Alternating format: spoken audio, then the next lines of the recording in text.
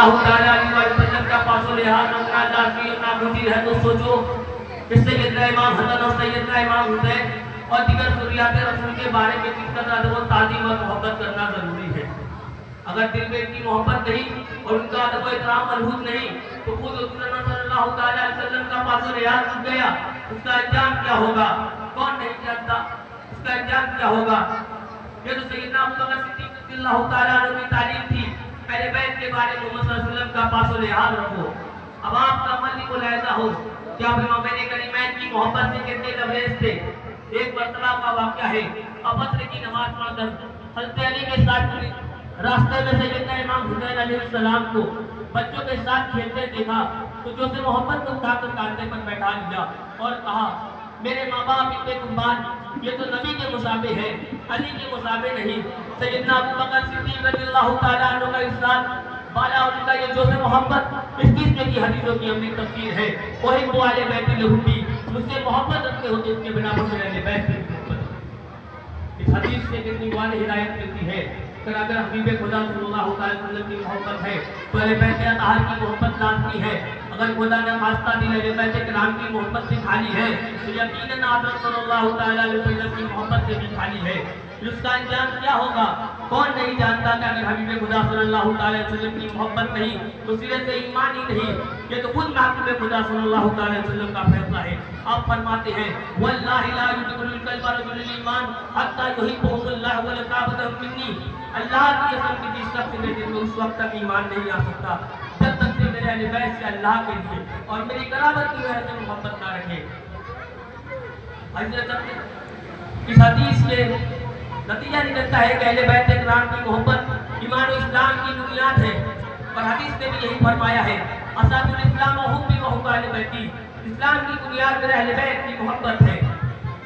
حدیث سقلے یہ حدیث در حقیقت حضور اکرم صلی اللہ تعالیٰ علیہ وسلم کی وصیت ہے، کیونکہ اس کے الفاظ بول رہے ہیں کہ یہ وصیت کے کلمات ہیں، کیونکہ یہ الفاظ ہیں لوگوں میں ایک بشر ہوں، عنقریب میرے پاس میرے رب کا فرشتہ رحمت کا پیغام لے کر آئے گا اور میں اسے قبول کر لوں گا۔ حضرت زید بن ارقم رضی اللہ تعالیٰ عنہ فرماتے ہیں مکہ اور مدینہ کے درمیان پانی کا ایک مقام ہے جسے خوب کہا جاتا ہے، وہاں پر رسول خدا صلی اللہ تعالیٰ علیہ وسلم نے کھڑے ہو کر خطبہ دیا اور اللہ کی حمد و ثنا کے بعد نصیحت فرمائی۔ اس کے بعد فرمایا لوگوں میں ایک بشر ہوں، عنقریب میرے پاس میرے رب کا فرشتہ رحمت کا پیغام لے کر آئے گا اور میں اسے قبول کر لوں گا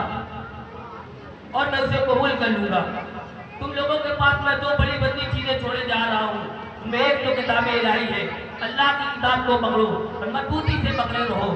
یہاں پہ اپنے کتاب الہی کے بارے میں ترغیب دی اور شوق دلایا۔ پھر فرمایا ثقلین میں دوسرے میرے اہل بیت ہیں، میں تمہیں متنبہ کرتا ہوں میرے اہل بیت کے حق میں اللہ سے ڈرو، میں تمہیں متنبہ کرتا ہوں میرے اہل بیت کے حق میں اللہ سے ڈرو، میں تمہیں متنبہ کرتا ہوں میرے اہل بیت کے حق میں اللہ سے ڈرو۔ یہ آخری جملہ آپ نے 3 بار فرمایا، بہت ہی اہم ہے۔ اس کا مطلب یہ ہے کہ اہل بیت کے معاملے میں اللہ سے بہت ڈرنا، ان سے خوب عقیدت و محبت رکھنا۔ غور کرو حضور اکرم صلی اللہ تعالیٰ علیہ وسلم یہ کن لوگوں سے فرما رہے ہیں اور کن لوگوں کو خطاب ہے کہ میں تمہیں متنبہ کرتا ہوں میرے اہل بیت کے حق میں اللہ سے ڈرو۔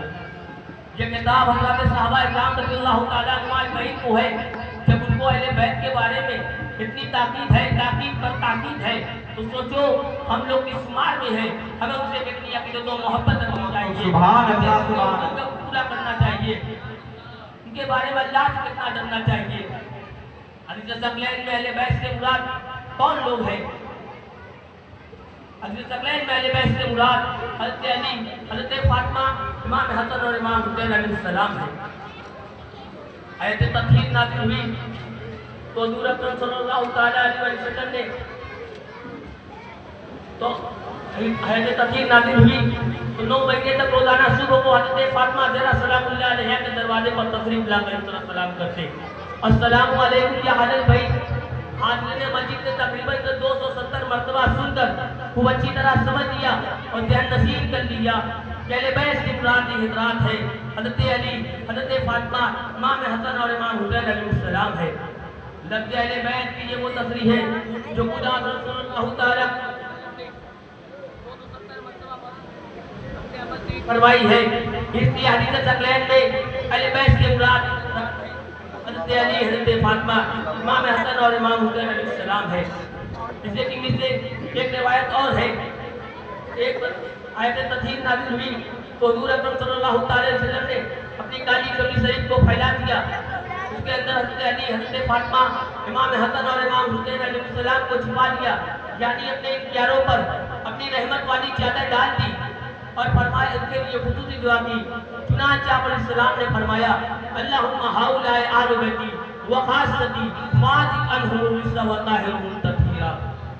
اے اللہ یہی میرے اہل بیت ہیں, تو اے میرے اللہ ان لوگوں سے گناہوں کی گندگی کو دور کر دے اور انہیں خوب پاک و ستھرا کر دے. جب حضرت ام سلمہ رضی اللہ تعالیٰ عنہ نے جب یہ منظر دیکھا تو بڑے شوق و شوق سے بول پڑی وانا منی یا رسول اللہ, اے اللہ کے رسول کیا میں بھی نصیب لوگوں میں سے ہوں؟ یا اللہ نے فرما دیا انک علی خیر, بے شک تم بھلائی پر ہو.